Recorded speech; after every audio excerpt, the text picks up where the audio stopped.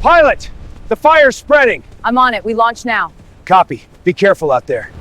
The call came at 03:22, not the kind of call anyone wants.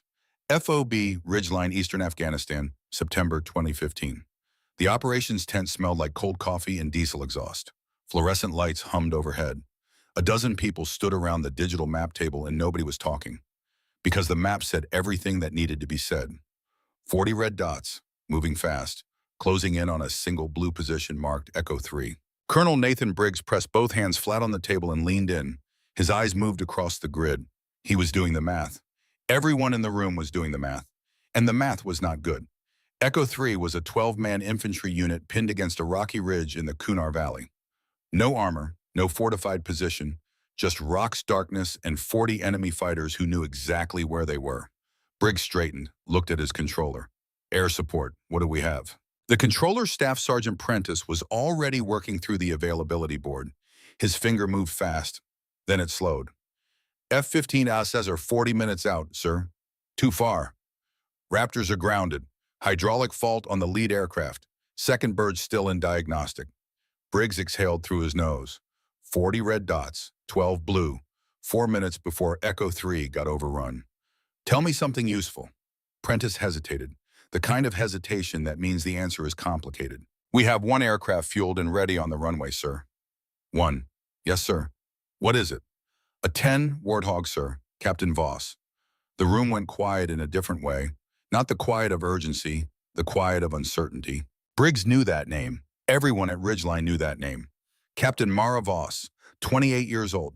Compact, focused, the kind of quiet that wasn't passive. It was contained. Like pressure behind a valve. She'd been at Ridgeline 6 months. She flew the old Warthog the way some people play a piano they've known since childhood. By feel, by memory, by something deeper than training. She also walked with a slight limp left leg, the result of a training accident in 2011 when a landing gear malfunction sent her aircraft skidding sideways off a runway at Fort Carson. 3 surgeries, 8 months of physical therapy, a medical evaluation board that nearly ended her career before it had properly started. The board had cleared her to fly. Barely. There were people with stars on their collars who still believed that decision had been a mistake. Briggs was not one of those people. Send her, he said, that was all. Mara was already at the aircraft when the call came through. She hadn't been sleeping. She rarely slept well on deployment. She'd been sitting in the dark outside the hangar with a bottle of lukewarm electrolyte drink and a folded topographic map she'd already memorized 3 times. Some pilots prepared by sleeping. Mara prepared by thinking, by running terrain in her head, by asking herself before anything went wrong what she would do if everything went wrong. She heard the radio crackle, stood up, tucked the map into her flight suit. She walked toward the Warthog. Master Sergeant Rex Calloway was already there. He always was, 60 years old, broad-shouldered, with hands that looked like they'd been shaped by the work itself. He'd been maintaining A-10 since before Mara was born. He'd known her father, had worked alongside Eric Voss on 2 deployments in the early 90s when the Gulf was burning and the Warthog was the most respected aircraft in any theater. Calloway watched her approach, said nothing, held up his thumb. Aircraft is ready. Mara nodded once. Checked the weapons load herself, she always did, ran her hand along the fuselage the way you check on something you trust, but still take seriously. The GAU-8 Avenger cannon was loaded, 769 rounds of 30 millimeter, enough to reshape a hillside. She climbed up, strapped in, the cockpit wrapped around her like something familiar. Calloway gave the signal, stepped back. The twin engines came to life. There is no other sound like it, a low building roar that starts in your chest and works its way outward. The Warthog doesn't purr, it doesn't whine, it wakes up the way an old fighter wakes up, with intention, with weight, with the particular gravity of something that has been to bad places and come back from them. Mara rolled out onto the runway. The control tower blinked green. She pushed the throttle forward and let the beast go. The Kunar Valley came into view 11 minutes later. From altitude at night, a firefight looks like lightning that doesn't move. Muzzle flash, tracer rounds arcing upward in long, lazy curves. Smoke rising in thin black columns. Somewhere in the middle of all of it, 12 men trying to stay alive. Mara's HUD lit up with targeting data. She scanned the terrain, the ridge, the rock outcrop, the cluster of blue friendly markers in the red mass surrounding them. Her heart rate dropped. This is the thing people don't understand about pilots like Mara Voss. The chaos didn't speed her up. It slowed her down. Not her reactions, those stayed sharp, but her thinking. The noise of the battlefield became a kind of clarity. Everything reduced to geometry. Distance, angle, wind, time. She keyed her radio. Echo 3, this is Hawk. Visual on your position. Multiple targets. I'm inbound. Static. Then a voice young, strained, barely controlled. Copy Hawk. Fighters on 3 sides. West Ridge is heaviest. RPG team working the north approach. We cannot move. Mark your position with smoke. Popping smoke. 30 seconds later, orange blossomed against the dark hillside. Mara locked it into her scan and started her first pass. She came in low, lower than the doctrine said, lower than the safety manuals recommended for a fixed-wing aircraft operating in canyon terrain at night. The Warthog wasn't designed to be elegant, it was designed to survive. Titanium bathtub around the cockpit, redundant flight systems, engines mounted high to reduce ground fire exposure. The aircraft could absorb punishment that would shred anything else in the air. Mara pushed it lower still. The cannon spun up. That sound, the iconic, ungodly mechanical thunder of the GAU-8, rolled across the canyon like something prehistoric, like the earth itself was clearing its throat. The first burst found the West Ridge. 3 vehicles. Gone. She pulled up hard, banked right, lined up the second pass before the dust from the first had settled. Down below, Private Tate Holloway was 22 years old and had been certain 30 seconds ago that he was going to die. He'd made his peace with it. He'd thought about his mother in Knoxville. He'd thought about the dog he'd always meant to own and never had. Then the sky made that sound. He pressed himself into the rock. The cannon roared overhead. The ground shook. Somewhere on the ridge above them, a technical vehicle exploded in a column of orange light. "What the hell is that?" someone shouted. Holloway looked up through the smoke. "That's a hog," he said. His voice broke a little. His squad leader, Staff Sergeant Marcus Webb, pressed against the rock beside him with an expression Holloway had never seen on the man's face before. "That ain't just a hog," Webb said quietly. "That's Hawk." 6 passes, 14 minutes. 27 confirmed targets eliminated. 3 vehicles destroyed. The RPG team on the north approach ceased to exist on the second run. The remaining fighters broke and scattered into the tree line on the 5th. By the 6th pass, Mara was circling a battlefield that had gone quiet. "Echo 3, this is Hawk. How are you looking?" A long pause. Then Webb's voice, slower now, steadier. "We're good, Hawk. Everybody's up. Nobody's scratched." She let out a slow breath. "At 15 minutes or 12 minutes out, maintain position until they're overhead. You're going to be okay." "Copy that." A pause. "Hawk, don't," she said. "Just get home." She turned the Warthog north. Back at Ridgeline, the operations tent had gone from controlled panic to something close to disbelief. Prentice was replaying the drone feed on the main screen. Nobody spoke. Briggs stood with his arms folded and watched the playback of Mara's attack runs the precision of them, the angles the way she'd read the terrain and adjusted mid-pass without hesitation. He'd been in the Army 31 years. He'd seen a lot of close air support. He hadn't seen anything that looked quite like that. He picked up his radio and called the tower. "Tell Captain Voss she did good work tonight." Simple. In the military, that kind of sentence carries a lot of weight. The Warthog touched down at 0418. Mara taxied off the runway and cut the engines. The aircraft hissed and ticked as it cooled. The cannon barrel was still warm through the fuselage. The nose cone was dark with soot. She popped the canopy, climbed out slowly. Her left leg protested the ladder the way it always did after a long flight. She didn't rush it. Calloway was waiting on the tarmac. He didn't clap, didn't make a speech. He looked at the aircraft, at the soot on the nose, the heat haze still shimmering off the barrel, and then he looked at her. "Everything worked," he said. "Everything worked." He handed her a bottle of water. "Debrief in 40. Major Dana Rourke ran the debrief with the efficiency of someone who had been doing this a long time and had decided that precision was a form of respect.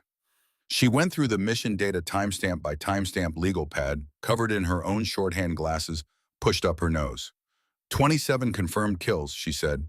3 vehicle strikes, 0 friendly casualties, 0 civilian structure impacts. She looked up. "You hit the anti-air emplacement on the North Ridge on the first pass." "Second burst," Mara corrected. Rourke blinked. "The gun camera data shows." "First burst was off by about a meter. I adjusted. Second burst was the strike." Mara kept her voice even. "I want that in the record." Rourke stared at her. "You're documenting a miss." "I'm documenting accurate data.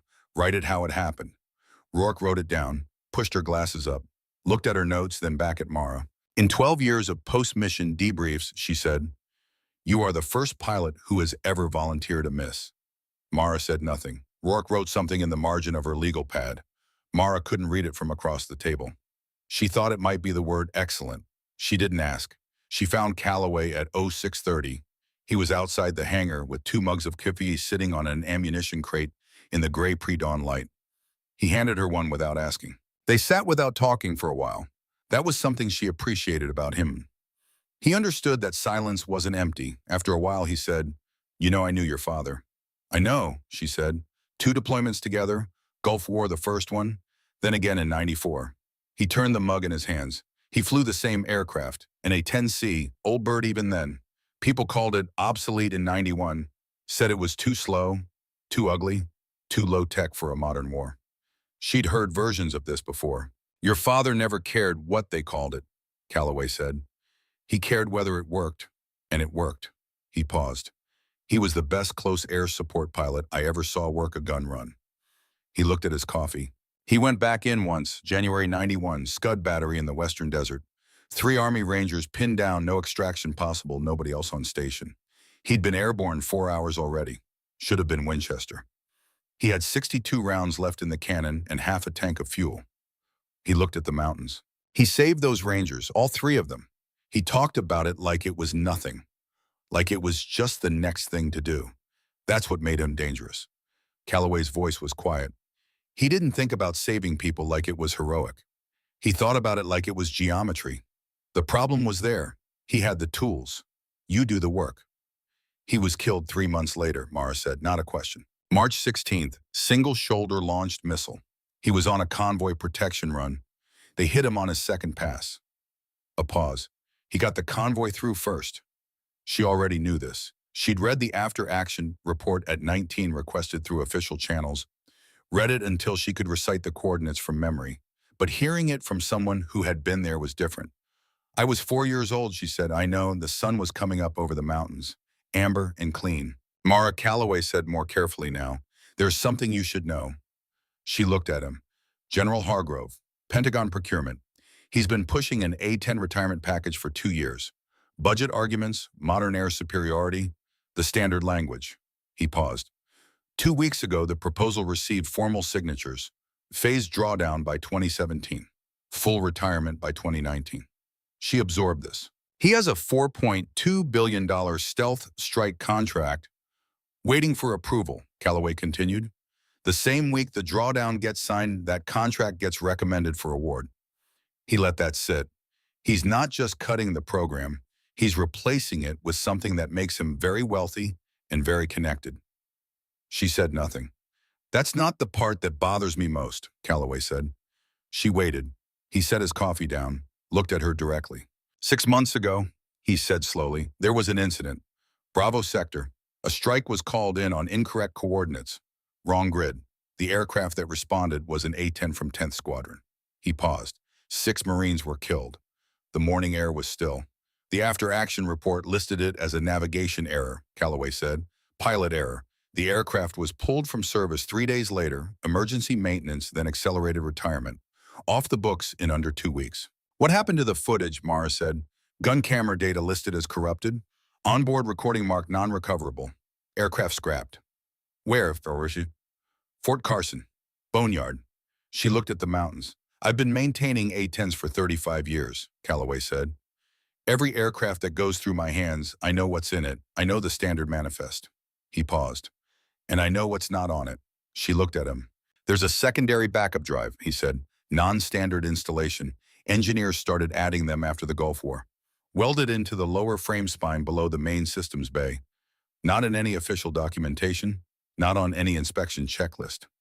Because nobody wanted it documented," Mara said. "Because the men who installed them wanted a record that couldn't be pulled," he said.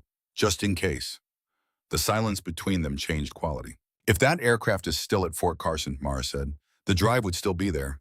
She picked up her coffee, drank the last of it. "Who ordered the bad strike?" she said. "I don't know the full picture. I know the coordinates were passed down from a battalion-level command post. The officer who transmitted them was cleared in the review." He paused. "Standard investigations take 60 to 90 days. That one closed in 11. 11 days is fast, she said. 11 days isn't a conclusion, he said. It's a decision. Twist 1 arrived at 1400. Mara was in the maintenance bay reviewing the post-mission inspection report when the encrypted notification came through. Pentagon Operations Assessment, Joint Air Command Division. Subject mission, Echo 3. Captain M. Voss, Operational Review. She read it twice. The Echo 3 mission was being flagged for safety review. Her low-altitude flight profile well below standard doctrine, minimums for night-close air support, was being classified as a potential violation of operational safety parameters. Her data was being transferred to Major Delia Farrow, assigned to General Hargrove's office for independent assessment. 6 hours? The mission had ended 6 hours ago. She stood in the maintenance bay, read it a third time. 27 kills, 0 friendly casualties, 12 men alive who would not otherwise be alive. And the official response from Washington was a safety flag. She walked to Calloway's workshop. He was at his workbench, looked up when she came in, read her face. He'd known her 6 months, but he'd been reading faces like hers for decades. When he said, 1400, the mission ended at 0418, he set down his tools. Farrow. You know the name. I know what she does. He picked up a rag, worked it over his hand slowly. She's done this before. She sat down on a stool across from him. How many? She asked. He looked at her steadily. I'll show you. He had 4 files on an encrypted drive in a locked toolbox. He retrieved it in 90 seconds. The files were organized by name, date, and squadron assignment. 4 pilots, 4 A-10 aviators from 3 different squadrons across 18 months. Each one had flown an exceptional combat mission. Each one had received a Farrow assessment afterward. Each one had been flagged for safety violations or conduct concerns. Each one had been reassigned, then discharged or driven out through a combination of adverse evaluations and administrative pressure. Not randomly, not haphazardly. The most experienced, most effective A-10 aviator from each unit, removed methodically, surgically. Mara went through each file carefully. She read the assessments. She read the mission data. She compared the language in the safety flags to what had been sent to her today. Same structure, same phrasing, same categories of violation. This isn't random, she said. No. Someone is pulling specific pilots, the ones making the strongest case that this aircraft still has operational value. She set the files down. Because if the best A-10 pilots keep getting flagged and pushed out, the program loses its advocates from the inside, Calloway said, without anyone having to make a public argument. By the time the retirement proposal goes to final vote, there's nobody left who can stand up and say, I flew this aircraft last week and it saved 40 lives, and here's the footage. Mara looked at the 4 files, 4 names, 4 careers dismantled, 4 pilots who had done everything right. She's going to come after me, Mara said. She already has, Calloway said. The flag is the beginning. She picked up the last file. Read the mission summary. The pilot, a captain named Driscoll, had written a post-mission analysis directly comparing A-10 performance to projected stealth aircraft performance in the same scenario. The analysis was thorough and technically precise. It concluded modestly but clearly that the A-10's ability to loiter, absorb damage, and reattack had produced an outcome a faster aircraft could not have replicated. That analysis had been entered into the official record 14 days before Farrow's assessment arrived. Mara set it down. She thought about something Calloway had said about her father. He thought about it like it was geometry. The problem was there. He had the tools. He did the work. She looked at the 4 files. Then she looked at Calloway. Keep these somewhere safer than that, she said. Already planned on it. She stood, walked to the door, stopped. My father, she said. She didn't turn around. When he flew, did he ever think about the larger picture, the institutional one? Calloway considered this a moment. He thought about the person in front of him, he said, the 12 soldiers on the ground, the convoy. He said, you start thinking about the big picture, you lose the small one, and the person right there is the only one that matters. She stood in the doorway. The Afghan sun was going down behind the mountains, the sky going deep amber and red. That's a good way to think, she said. She walked out into it. She had one more stop before she slept. The base hospital was a low building near the eastern perimeter. She went there not for herself, but for a specific reason. Private Tate Holloway was in room 4. He'd been brought in 2 hours after the Echo 3 extraction. The medics had used the phrase acute stress reaction, which was their clinical way of saying a 22-year-old had spent 40 minutes certain he was going to die, and his nervous system was still catching up. He was awake when she knocked on the open door. sitting up in the bed, still in his undershirt, eyes carrying the unfocused quality of someone whose mind was running a loop. He looked up. His expression shifted surprise, then something like gratitude too large for his face to hold comfortably. "Captain Voss," he said. "Holloway." She pulled a chair from the corner, sat down across from him. "You're okay?" "Yes, ma'am." "Webb's unit, all 12. "Yes, ma'am." He swallowed. "I heard you on the radio before you came in. You sounded calm." "The calmer you are, the better you work," she said. He nodded like he was filing that away. She looked at him carefully. He was young in the way that some people are young, not just in years, but in the quality of their eyes, still surprised by things still running, the world through a filter that expects it to make sense. "Holloway," she said, "I need to ask you something." He looked at her directly. 6 months ago, Bravo sector. Were you there?" The change in his face was immediate and unmistakable. The color shifted. Something behind his eyes tightened. He looked at the wall, then back at her. He didn't answer right away. She waited. She was good at waiting. "I'm not supposed to talk about that," he said finally. His voice was careful, with the care of someone who has been told exactly what happens if they aren't careful. "I'm not asking you to," Mara said. "I'm just asking if you were there." He looked at his hands for a long time, then quietly, "Yes." She nodded once, didn't push. Stood from the chair. "Get some sleep," she said. "You did good tonight." She walked to the door. "Captain?" She turned. He was looking at her with that too large expression again. "I have something," he said. "From that day, I've been carrying it 6 months, and I don't know." He stopped. "I didn't know who to trust with it." Mara came back in, closed the door, sat back down, and listened. He reached into the left cargo pocket of his uniform and took out a small rectangular camera. Yellow plastic housing, the kind bought at a pharmacy before a vacation. The film counter showed 11 frames taken. He held it out. She didn't take it right away. "Holloway," she said, "once I take that, there's no taking it back.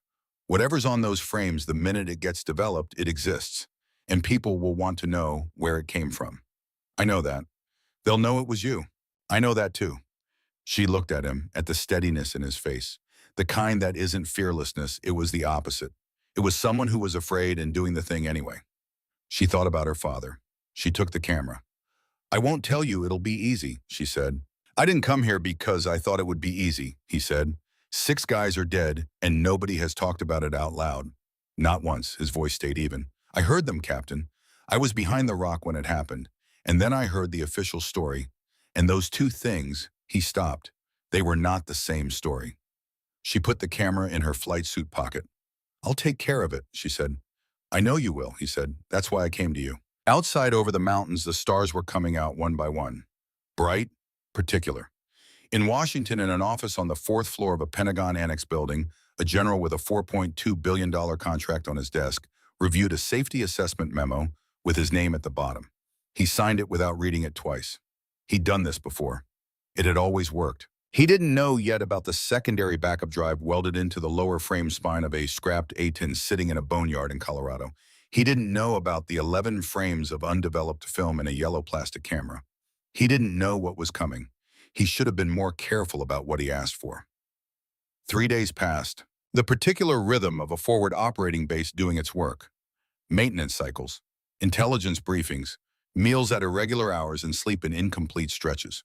Mara flew 2 training sorties, reviewed updated terrain maps of the eastern provinces, carried what Holloway had told her the way she carried everything, quietly with intention, without putting it down. On the 4th day, the second mission came. Delta 2 was a different kind of problem. The intelligence report was thin. Suspected weapons cache in a canyon system 15 kilometers northeast of the valley floor. Satellite imagery blocked by cloud cover for 11 straight days. Drone coverage intermittent. What the analysts had was thermal noise on 2 passes and vehicle movement that didn't match any known supply route. Best guess, the intelligence officer told Briggs, is a staging area. Possibly weapons, possibly personnel. "Possibly," Briggs said. "The terrain makes it hard to confirm. Canyon walls scatter signal." Briggs looked at the map, then looked at Mara. She was already looking at the map. "I'll need to go low," she said. "Define low." "Below the canyon rim. Subsonic. I want to run the approaches before I commit to a strike." The intelligence officer shifted. "Protocol calls for standoff weapons if the target can't be confirmed visually, I don't fire," Mara said. "Flat, not aggressive, just certain. That's my protocol. Briggs looked at her, then at the intelligence officer. Clear her for the mission, he said. She flew Delta 2 alone at 0900. The approach was straightforward. Open terrain, good visibility.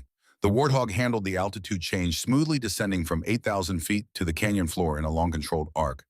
Mara leveled off below the rim and throttled back. And then she flew slowly. Slower than the aircraft was designed to fly in combat. Slow enough that the engines dropped to a lower register, a steady growl that bounced off the canyon walls in particular ways. This was something Mara understood that most pilots didn't bother to learn. Sound travels strangely in canyon systems. It reflects, it builds. And if you know what you're listening for, the way it changes tells you things that instruments can't. She was listening. The canyon bent left at the 2-kilometer mark. She followed it. Limestone gray in the morning light, dry scrub clinging to ledges, shadows pooling at the base. She heard it before she saw it. A change in the echo returned, a slight dampening on the left wall, like sound being absorbed instead of reflected, like something in the rock face that wasn't rock. She flew past, continued 200 meters, banked gently and came back. On the second pass, she had her thermal scope active. There, a natural overhang. Below it, barely visible against the stone, the dark horizontal line of a structure built into the rock. Camouflage netting. Under the netting, the angular regularity of manufactured objects. And near ground level, 2 heat signatures. Stationary. They knew she was there. They'd heard the engine, but they hadn't run. That told her something.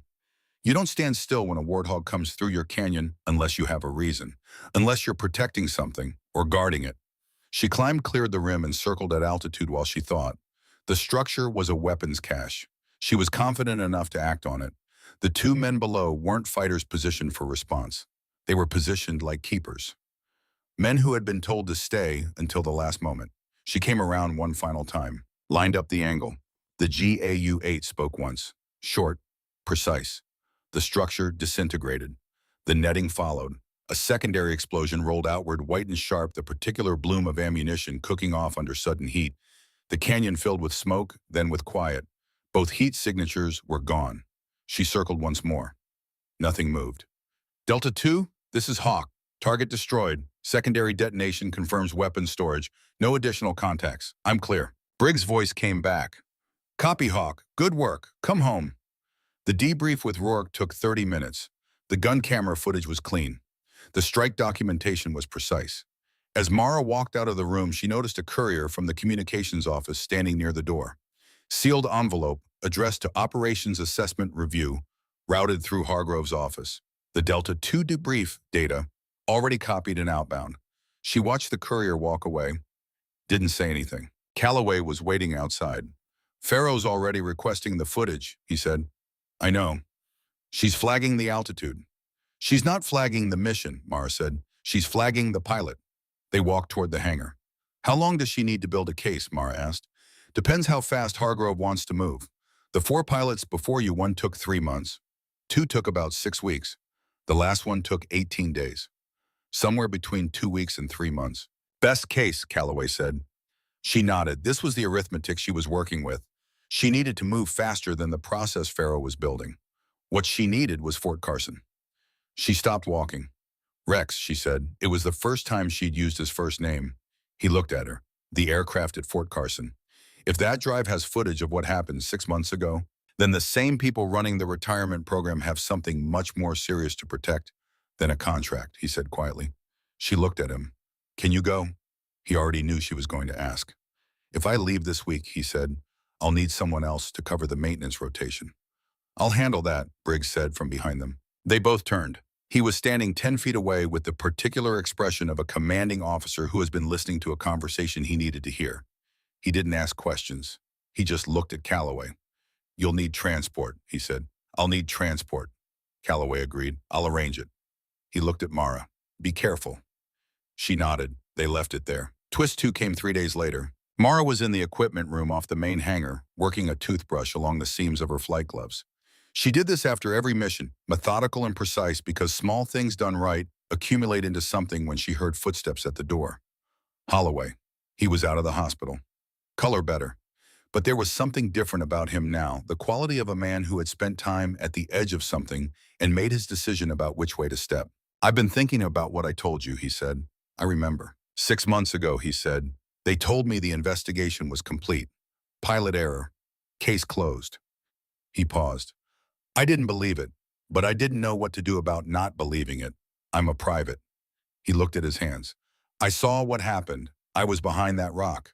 I heard the radio traffic before the strike. The coordinates were wrong before the aircraft ever showed up. Someone at the command post transmitted the wrong grid, and nobody corrected it. Was it a mistake? Mara said. He looked at her directly. I don't know. What I know is that after it happened, men in uniforms I'd never seen before came and told me very specifically what I had and had not witnessed. He paused. That felt less like a debrief and more like instruction. She set down the glove. The camera, she said. I took it into Bravo sector to document the route clearance for the unit report. Standard documentation protocol. I had it out before the strike happened. He paused. I got 11 frames before everything went wrong. I kept it because I didn't know what else to do with it. You kept it 6 months, she said. 6 months? He was quiet a moment. I need you to understand something, Captain. Those 6 men, they weren't abstractions. I knew 2 of them. Not well, but enough. He looked at the wall. You don't carry something like that and stay silent because you're comfortable with the silence. You carry it because you don't know who you can trust. He looked back at her. I trust you.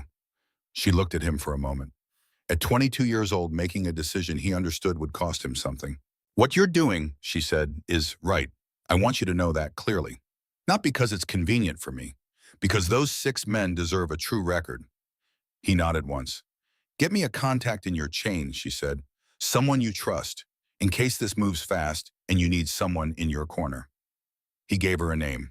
She wrote it down. He left. She sat in the equipment room for a while after he was gone, the yellow camera still in her flight suit pocket, the 4 files in Calloway's toolbox, the drive that Calloway was, she hoped, already retrieving from Fort Carson.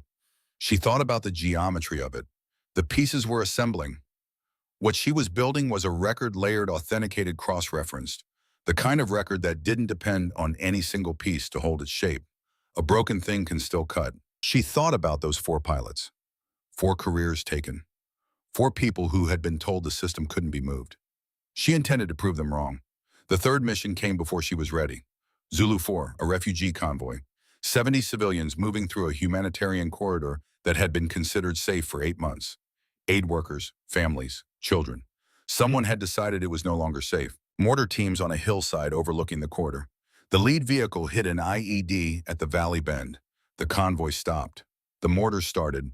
No military escort, no armored support, no air coverage assigned to the route. The call reached Ridgeline at 1340. The duty officer looked at the board. 1 aircraft immediately available. He already knew. Mara was airborne at 1347. She knew before she arrived that this mission was different. The word in the initial brief was children. Family units, aid workers with children. She knew what that meant for how she would fly. Every calculation on the approach carried an additional factor. Every angle, every range assessment, every decision about when to fire and when to hold. The margin for error she normally held at near 0 went to 0. Absolute. No rounding. The valley came into view. The convoy stopped at the bend exactly as reported. Burning lead vehicle. Figures pressed against valley walls and behind the wreckage. Mortar impacts walking across the ground in a systematic pattern. The mortar teams were on the eastern hillside. 2 positions identified from muzzle flash signatures. Camo netting and rocky outcrops for cover. Good positions. Whoever set them up knew their work. She came in from the west using the hillside's own shadow as cover. The first strike was a pair of rockets into the primary mortar position. Direct hit. That position went silent. The second team traversed quickly. Fast, disciplined, she tracked them as they moved, waited, let them settle. Then she came around from the north, dropped the Warthog below the outcrop elevation. The angle nobody defends because no aircraft is supposed to be there. The cannon fired in a short, controlled burst. The second mortar team ceased to exist. She climbed, swept the hillside once, twice. No additional positions. Below, the convoy started moving again. A woman in a red headscarf was waving her arms upward, not in panic but in something that looked like pure gratitude, waving at the sky itself. Mara circled once more, checked the road ahead, watched the flanks. Zulu 4 convoy, this is Hawk. Your route is clear. Move now and don't stop until you reach the checkpoint. A voice came back, male, slightly accented, shaken. "We copy, Hawk. There are children here. I want you to know." His voice broke slightly. "Thank you." Mara was quiet a moment. "Keep moving," she said. "Don't stop." She stayed on station 12 more minutes, flying wide circles at low altitude, watching, not because she expected further contact, because she had said she would. She turned for home when the last vehicle cleared the checkpoint. Twist 3 landed while she was still writing her incident report. Calloway came into the operations room. His face carried the particular expression she'd learned to pay attention to. Pharaoh's assessment came in and he said, "Delta 2 and Zulu 4 both flagged.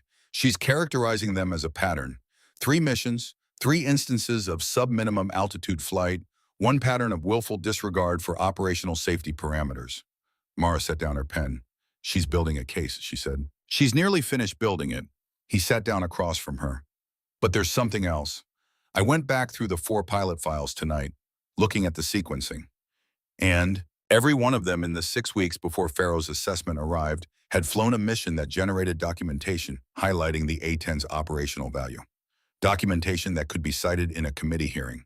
Documentation that could be presented as evidence against the retirement proposal." He paused.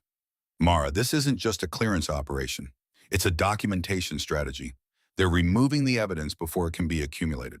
Every mission that proves this aircraft's value is also a mission that generates a record. And when the pilot is removed, the record loses its credibility. The mission happened, but the person who can speak to it, who can stand up and say, 'This is what I saw. This is what the aircraft did,' that person is gone." She sat very still. "Preempting testimony," she said. "Every single time."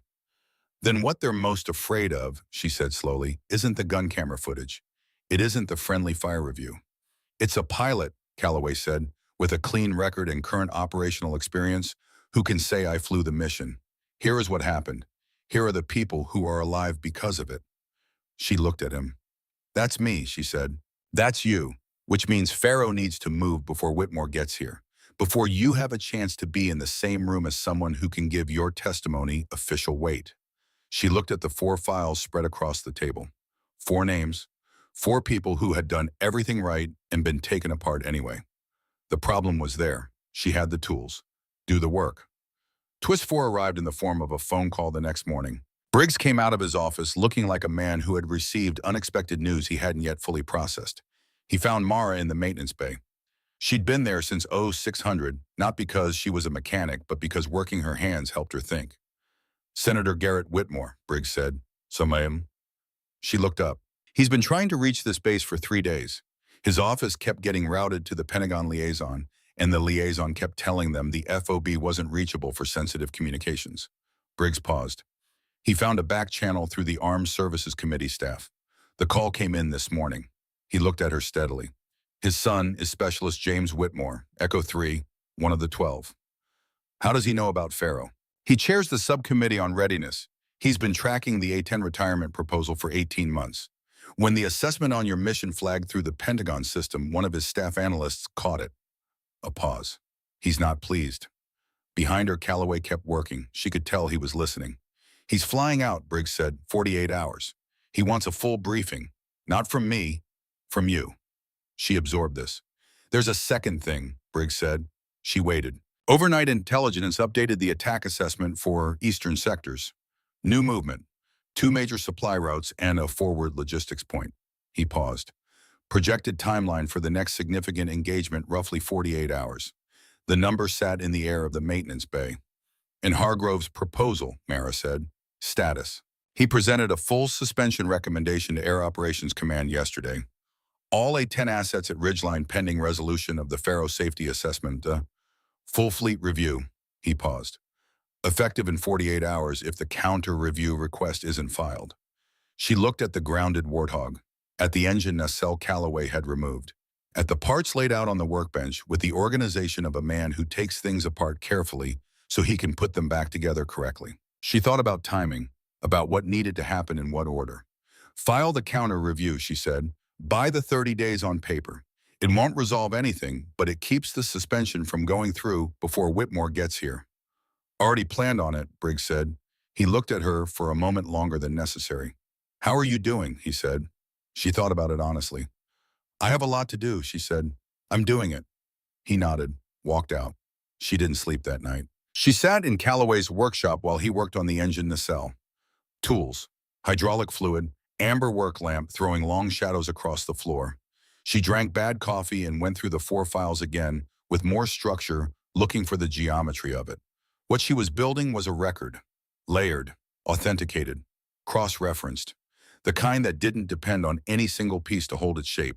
She needed the Fort Carson drive. She needed Holloway's film authenticated. She needed both before the window closed. At 0300, she stood outside the hangar in the cold Afghan dark. Stars out in force. Mountains invisible but present, you could feel them. She thought about her father. Not about the Gulf War. Just about a photograph she'd found in a box at her mother's house when she was 12. Her father in his flight suit leaning against an A-10 squinting into the sun. He had her eyes, or she had his. The same quality of attention, like they were always reading something other people weren't looking at. The person right there, the only one that matters. She thought about Holloway at 22, alive. She thought about Webb and his 11 men, 70 people in a valley, a woman in a red headscarf waving at the sky. She went back inside. Calloway looked up when she came in. "Fort Carson," she said. "I need you to go instead of me. I can't leave this base and get back in time." "I know," he said. He hadn't stopped working. "You'd need to leave at 0400. Already planned on it." He reached into his workbench drawer and came out with a name written on a piece of paper. Mike Stadler, retired staff sergeant, photographic intelligence analyst, 12 years too with the Air Force Office of Special Investigations. Lives in Colorado Springs. He can develop Holloway's film under chain of custody conditions and authenticate it so it holds up. She took the paper.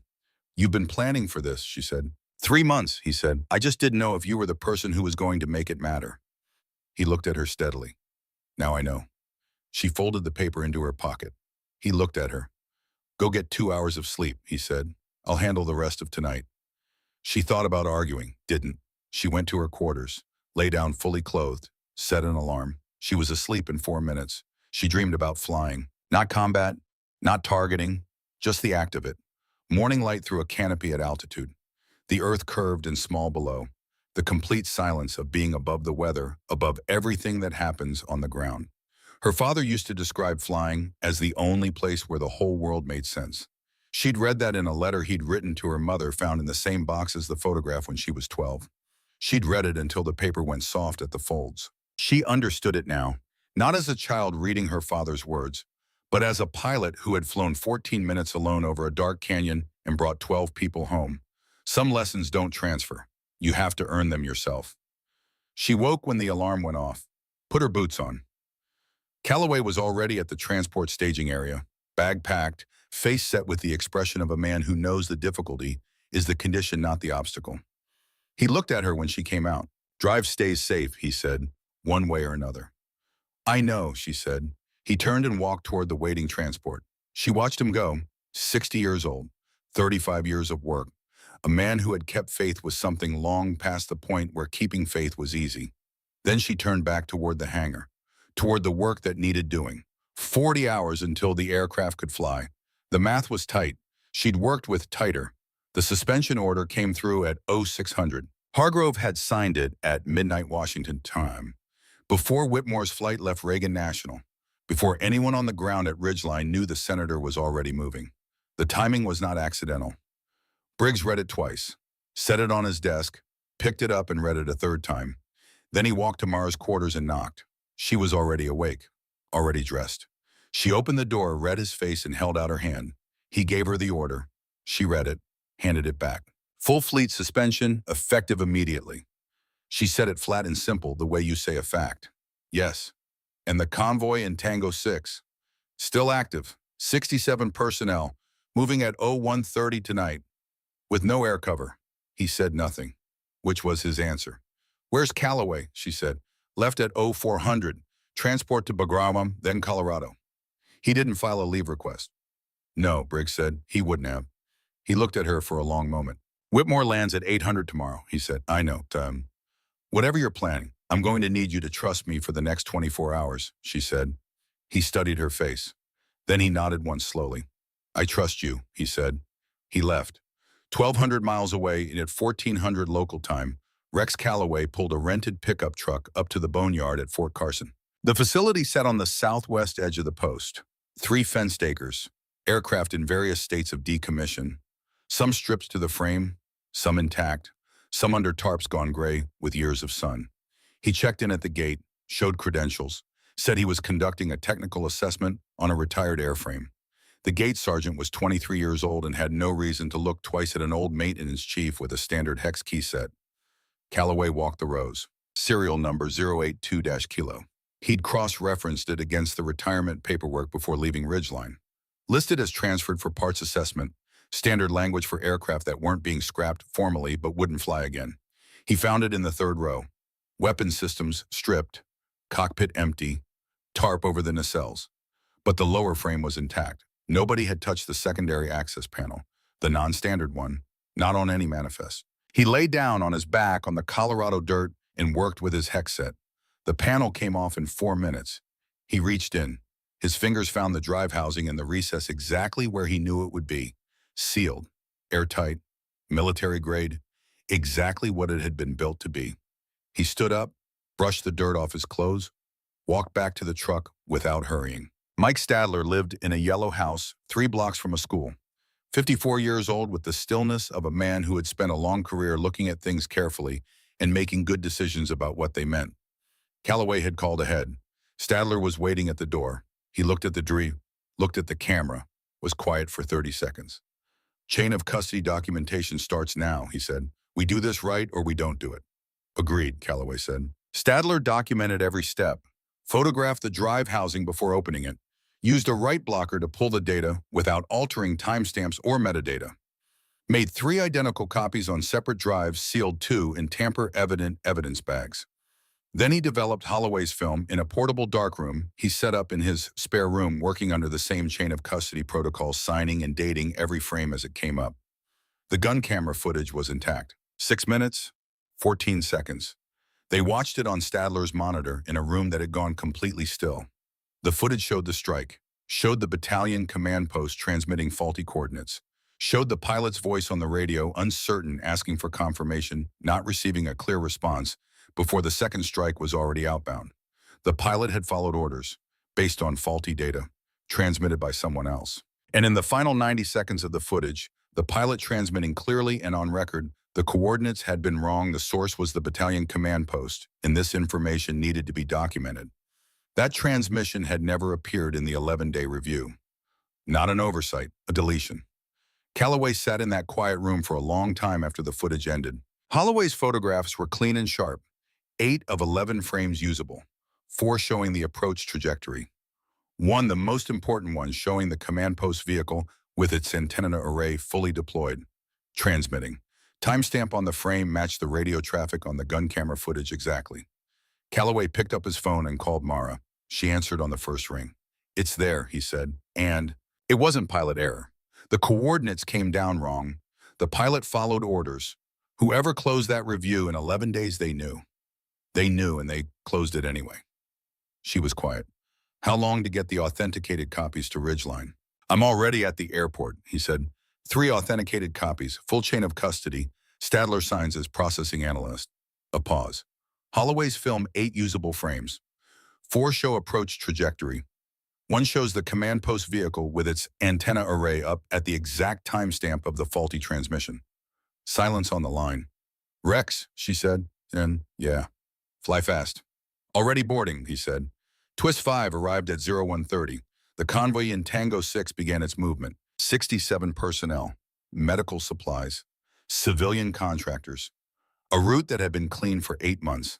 At 0148, the first IED detonated under the second vehicle. At 0149, small arms fire opened from the eastern hillside. At 0150, Mara walked onto the flight line. The base was in lockdown protocol. 2 MPs at the hangar entrance. They had orders. They also had the tactical monitor visible through the guard post window, and what it was showing them did not make those orders feel simple. Mara walked toward them steadily. The senior MP put up his hand. He was 26. He'd been doing his job correctly all night. Captain Voss, you're restricted to base under the suspension order. I cannot. 2 of those people are medical personnel, she said. Her voice was level, not confrontational, just clear. Civilian contractors, 67 total. And there is nothing between them and that hillside except time. He kept his hand up. She stopped in front of him, didn't try to push past. I know what the order says, she said. You're doing your job, I understand that. She looked at him steadily. But those people have about 11 minutes before this becomes something that doesn't come back from. And the only thing that can get there in time is in that hangar. He looked at her, then at his partner, then at the monitor. He stepped aside. She walked to the aircraft at the same pace she always used, climbed up, strapped in. The mechanics had finished the engine repair 18 hours ago. Fully fueled, armed, ready, the engines came alive in the dark. No lights, no flight plan, no authorization from any office in Washington.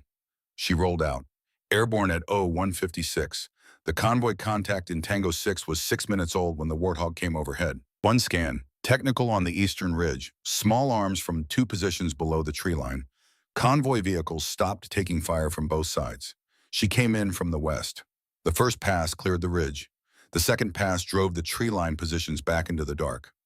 The convoy started moving. She stayed overhead 16 minutes, watched the last vehicle reach the checkpoint, watched the contact report go cold. Then she turned for home. She landed at 0227, cut the engines, climbed down. Briggs was standing on the tarmac, alone. 67, she said. He nodded once. Hargrove will use this, he said. I know. Court-martial, insubordination, violation of a direct order. I know. She looked at him. And 67 people are alive. Both of those things are true at the same time. He was quiet a moment.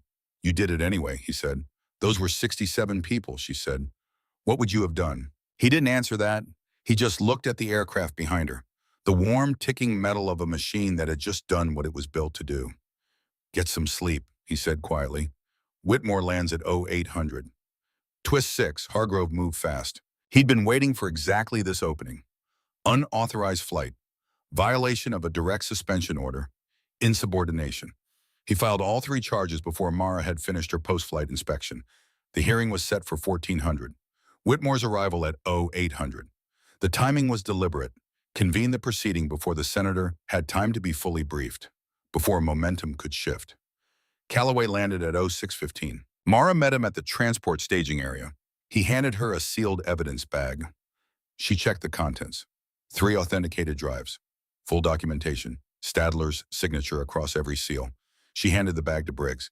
Get this to Whitmore's legal counsel before the hearing. Not to Whitmore, to his counsel.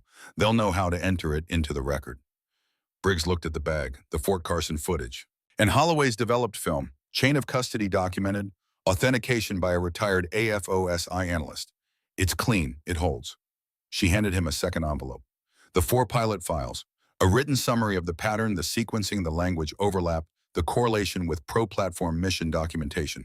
Whitmore's counsel needs this before the hearing starts. He held both. You've been building this for a while, he said. Since the night after Echo 3, she said. He nodded, looked at her with something he didn't often put in his face.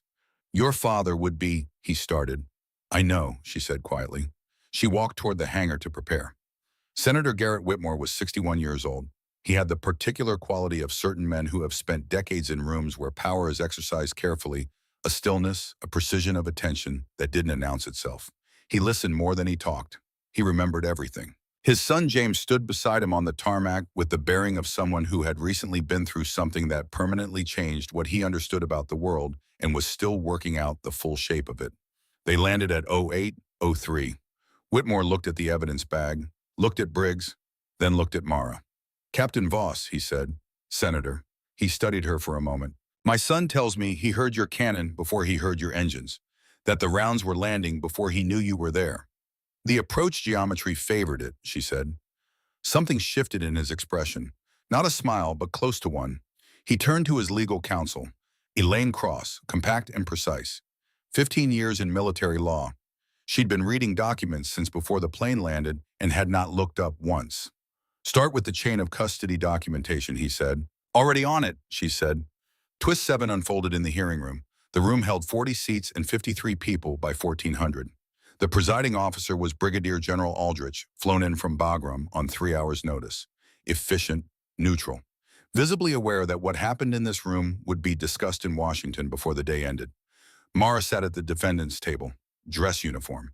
She had slept 90 minutes. Major Delia Farrow was called first. She entered with the composure of someone who had been in these proceedings before and had never lost. 4 pilots, 4 outcomes exactly as planned. The institution had protected her each time because it needed her work to continue. She answered the preliminary questions with fluency and confidence. Then Elaine Cross stood up. She didn't raise her voice. She placed a document on the table in front of Farrow. Major Farrow, I'm showing you 4 assessments. Your assessments filed over 18 months on 4 A-10 pilots. She paused. I'd like you to look at the language in paragraphs 2, 4, and 7 of each document. Farrow looked at the documents. Her composure held. Standard operational safety assessments, she said. Standard Cross agreed. Yes, I noticed that too. She moved to the presiding officer's table. I'm submitting Exhibit A, a linguistic analysis comparing these 4 documents with the assessment filed on Captain Voss. The deviation from template language occurs in the same specific sections across all 5 documents. The sections characterizing pilot behavior as willful rather than technical, as pattern rather than incident. She let that land. That's not template language, Major. That's chosen language. Farrow looked at the table. All assessments follow established Major Farrow. The military prosecutor, a young major who had spent the last 5 hours with Whitmore's counsel and looked like it stood up. Did you receive direction from General Hargrove's office regarding the assessment of Captain Voss's mission performance at Echo 3? All assessments are conducted independently. That's not what I asked. I received operational guidance, standard channel communication regarding applicable safety parameters. I have the email, Cross said. The room shifted. She placed the printed document on the table. A copy for the presiding officer, a copy for Farrow. This was sent from an account registered to the Office of Pentagon Procurement Assessment General Hargrove Subdivision, sent to your secure inbox 17 hours before you filed the initial flag on Captain Voss's Echo 3 mission data. She let the silence build. The email contains draft language for the assessment, she said. Language that appears substantially unchanged in the document you filed. Farrow stared at the email. She had been in 4 of these proceedings. 4 times the institution had protected Vitamer.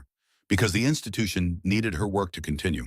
Because a retirement proposal and a $4 billion contract in a general's career depended on her work continuing. She had never been in a room with a senator whose son was sitting 6 rows back. She had never had authenticated gun camera footage. She had never had Elaine Cross.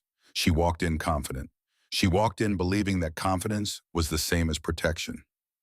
It wasn't. Major Farrow, the prosecutor's voice was quiet now, the quiet of someone who already knows the answer. Did you receive direction from General Hargrove's office to file a negative assessment on Captain Voss? The silence was very long. Then in a voice that had nothing left in it, yes, she said. Twist 8. The gun camera footage played at 15:47, 6 minutes, 14 seconds. The room watched without sound. No gasps, no murmuring, just the stillness of people looking at something that changes the shape of what they thought they understood. The faulty coordinates transmitted from the battalion command post. The pilot's voice uncertain, asking for confirmation. The second strike outbound before confirmation came. The aftermath. And then the pilot in the final seconds of the recording transmitting clearly and on record, stating that the coordinates had been wrong, stating the source. That transmission had never appeared in the 11-day review. Not an oversight, a deletion. Holloway's photographs went up next. 8 frames displayed side by side. Frame 7, the command post vehicle antenna array fully deployed timestamp matching the radio traffic on the gun camera footage to within 40 seconds. The presiding officer stopped the display, looked at the room, then looked at the prosecutor. I'm going to need General Hargrove's office on the white line, he said. It took 4 hours. Not for everything, not for the full investigation that would take months, but for what the presiding officer had authority to decide in that room on that afternoon. The court-martial charges against Mara were dismissed. All 3. The suspension order was rescinded. The Farrow assessments, all 4 plus the 5th against Mara, were flagged for formal review. The 4 pilots whose careers Farrow had dismantled would have their records formally re-examined. They would not get back the time that had been taken, but they would have the truth of it set right. At 22:14 Eastern Time in Washington, Brigadier General Dale Hargrove submitted his resignation from the Pentagon Procurement Division, effective immediately. One sentence from his office. His counsel declined to comment. The $4.2 billion stealth contract was suspended pending audit. The A-10 retirement proposal was returned to committee for reassessment. The hearing room cleared slowly. The way room's clear after something significant, carefully people still processing what they've witnessed. Mara stayed at the defendant's table for a while, not because she was overwhelmed, because she was tired in the specific way that comes when sustained focus finally releases.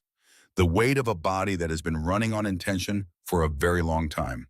Calloway sat down next to her. He said nothing for a while. She looked at his hands resting on the table. 35 years of aircraft maintenance in every joint and callus. Every mark a record of work done carefully over time for reasons that held. My father, she said. He looked at her. The strike that killed him. The official report. She paused. Was it accurate? He was quiet for a long time. The report documented what the investigation concluded, he said. That's not the same thing. Another pause. No, he said. It isn't. She looked at the empty room, the chairs displaced from the hearing, the monitors dark.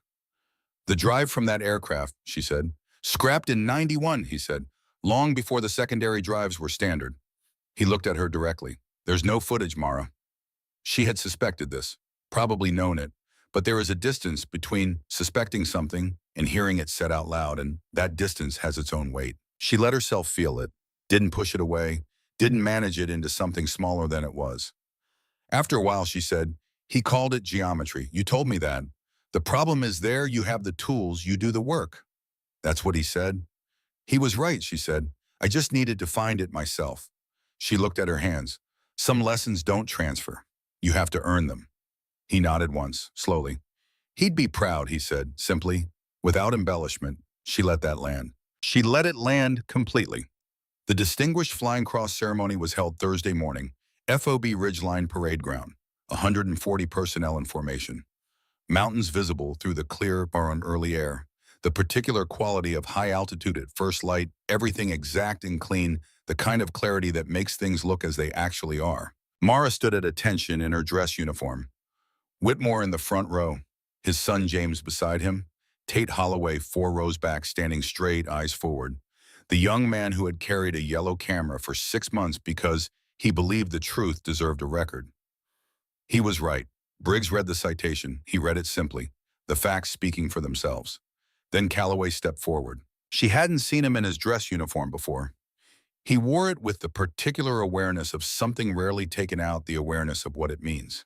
He carried the medal in his right hand. His hand shook slightly when he pinned it. Not age, not nerves. She held still, didn't look away from his face. She let him have the moment completely. She understood what was happening. He was not only honoring her, he was setting something down. A weight he'd been carrying since March 16, 1991. Since the day a man he'd flown 2 deployments with didn't come home from a convoy protection run over the western desert. He stepped back. His eyes were clear. There was a fullness in his face, the look of a completed thing, of a man who has found, after a long time, the right place to put something down. She thought 35 years. He had kept faith with something for 35 years, with a man who didn't come back, with an aircraft everyone kept calling obsolete, with the idea that good work done carefully without applause in the cold and the damaged places matters. It had always mattered. She was standing here because of it. That afternoon, she walked into the training tent. 20 pilots, some on their first deployment, some on their third. The full range of what comes after a significant event, alertness, uncertainty, the unsettled quality of people still working out what it changes. She stood in front of them. No notes, no presentation. You're going to fly aircraft that people will tell you are obsolete, she said. You're going to fly missions that don't look good on acquisition proposals. You're going to be the last option when everything faster has already been tried. She paused. Good. They looked at her. The person on the ground doesn't care what's in the procurement report. They care whether you show up, whether you can stay on station, whether you can take a hit and keep flying. She looked around the room. This aircraft can do those things. Don't let anyone build a statistical case against something you can prove with your own mission data. She stopped. Let it sit. You're going to make mistakes, she said. You're going to have missions that don't go cleanly. You're going to have processes that move against you and people with authority whose interests don't include yours. She looked at them. The answer is the same every time. Do accurate work. Keep accurate records. Stand by what you can document. She held their attention for one more moment. And when someone tells you a broken thing should be written off, she let the room stay quiet for a moment. long enough that the silence became part of what she was saying. A broken thing can still cut, she said. Remember that, about the plane, about yourself, about the people they told you to give up on. One more moment, then she turned and walked out.